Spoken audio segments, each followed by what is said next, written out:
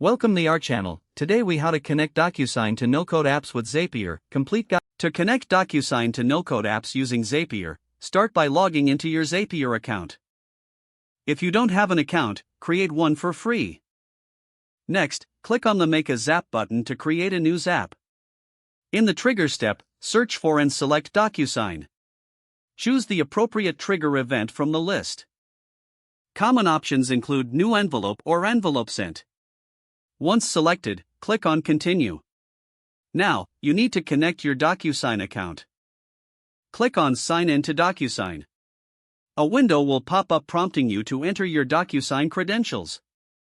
After logging in, click Continue. You will then test the connection to ensure it's successful. Once verified, click on Continue. Next, set up your trigger by choosing the specific envelope details you want to monitor. This may include filtering by status or recipient type. After configuring, click on Continue. Now, it's time to set up the action step. Search for the no-code app you want to integrate with DocuSign. Select the app of your choice from the list. Choose the action event that you want to perform in this app. Common actions might include Create Record or Send Notification. Click on Continue after making your selection. You will now connect your no-code app account to Zapier. Sign in to your no-code app account when prompted. After connecting, click Continue. Next, set up the action by mapping the fields from DocuSign to your no-code app.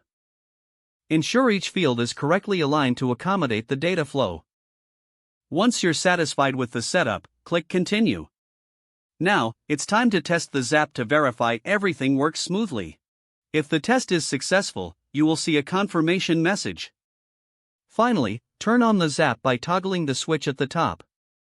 Your DocuSign integration with your chosen no-code app is now active. Monitor the Zap's performance from your Zapier dashboard. Make adjustments as needed to optimize the workflow.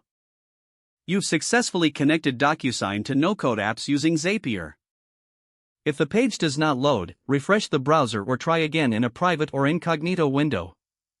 Make sure you are using the correct email address, then retype it carefully to avoid small typos. If your password is not accepted, use the reset option and create a new strong password you can remember. Don't forget to like this video and subscribe to our channel for more step-by-step tech guides.